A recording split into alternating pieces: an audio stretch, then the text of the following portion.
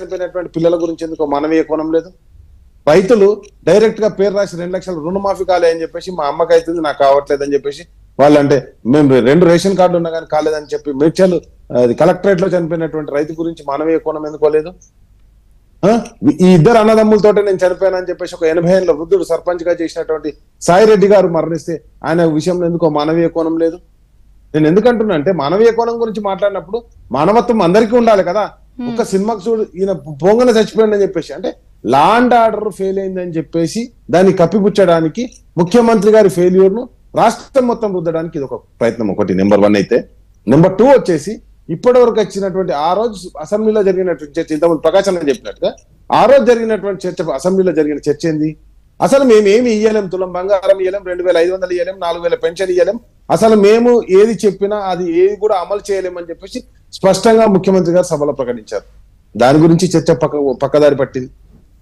ఇవన్నీ అంశాలు అయితే అల్లు అర్జున్ అరెస్ట్ చేసిన రోజు కావాలంటే మీరు ఆ డేట్ తీసుకోండి, ఆ రోజు విజువల్ తీసుకొని మార్నింగ్ లఘుచర్లలో ఉన్నటువంటి రైతుకు బేడీలేసి హార్ట్ స్ట్రోక్ వచ్చిందంటే ఆయన హాస్పిటల్ తీసుకెళ్ళేటప్పుడు బేడీలు వేసుకొని తీసుకొచ్చారు. ఎందుకో అక్కడ మానవీయ కోణం కనిపించలేదు నాకు. అంబులెన్స్ కూడా లేదా, ఆయన పోలీస్ జీబులో ఎక్కించుకొని వచ్చారు. అది పక్కదారి పట్టడానికి అల్లు అర్జున్ అంశాన్ని ముందర తీసుకురావడం జరిగింది. వీళ్ళు ఎప్పుడు కానీ గమనించాలి, కాంగ్రెస్ పార్టీ కావచ్చు, గౌరవ ముఖ్యమంత్రి రేవంత్ రెడ్డి అల్లు అర్జున్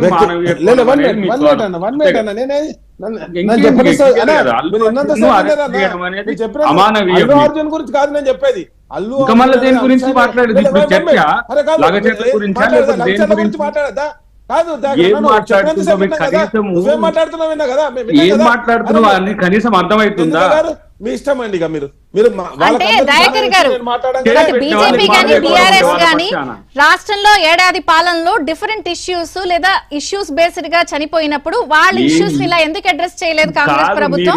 అల్లు అర్జున్ అడుగుతున్నారు.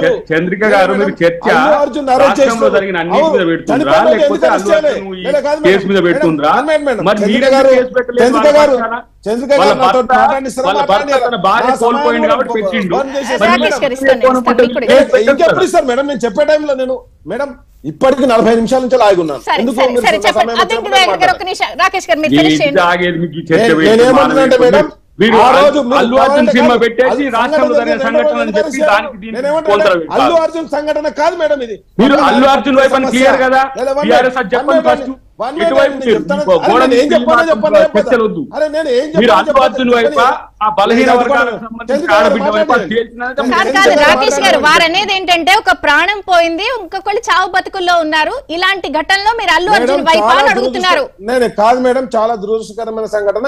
కానీ అల్లు అర్జున్ ఆయన కూడా ఎక్కడ కూడా వెళ్ళి మిస్టేక్స్ ఉన్నాయి కదా, 10 తప్పుల దాకా అందరూ చూపిస్తున్నారు ఆయన సైడ్ కూడా. మరి ఆయన మీరు సపోర్ట్ చేస్తున్నారా మేడం? నేను చెప్పేది కరెక్ట్, ఒక వెళ్ళకపోవడం కరెక్ట్ అంటున్నారా?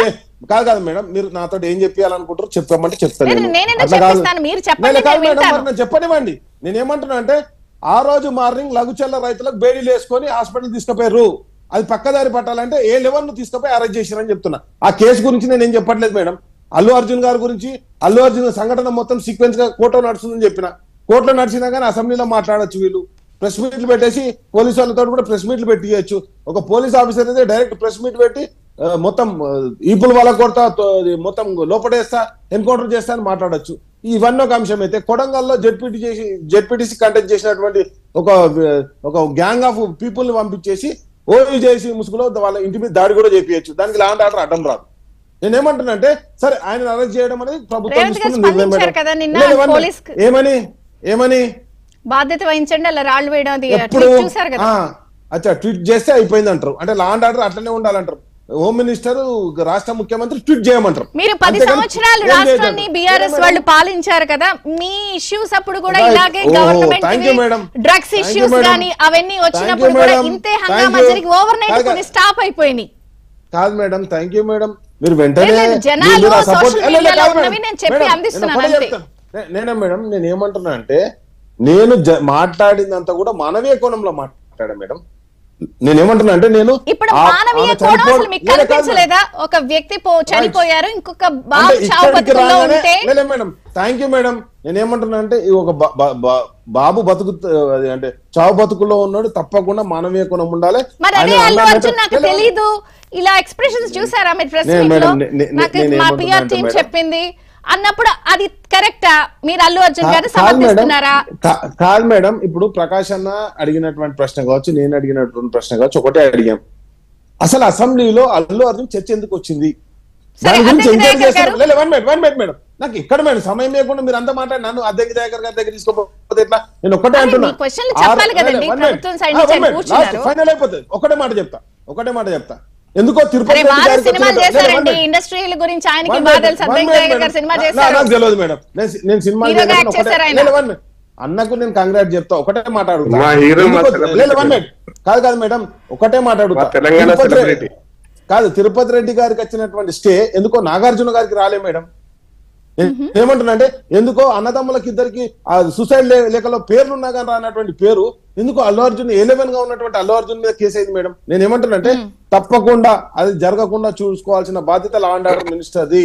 లేకపోతే ఈ కాంశాలు ఎవరికి షోకు టైం ఏకూరి మరి కాదు. ఆయన ర్యాలీ తీసినప్పుడు ఎందుకు అడ్డుకోలే? మందికి అసలు పర్మిషనే లేదు, నువ్వు అట్లెట్లా వచ్చినావు అని చెప్పేసి ఎందుకు అడ్డుకోలే? అంటే సినిమా థియేటర్ పోయేదా? ఇంకోటి ఏమన్నారు, బయట తొక్కిసలాట అన్నారు, తర్వాత ఇప్పుడు సినిమా థియేటర్ లో తొక్కిసలాట అంటారు. ఒకదానికి లింకు లేకుండా వాళ్ళకి కావాల్సిన సబ్జెక్ట్ అంతా పబ్లిక్ ఎస్టాబ్లిష్ చేస్తారు. లేకపోతే ఏం చేస్తారు మేడం? మీడియాని పక్కన.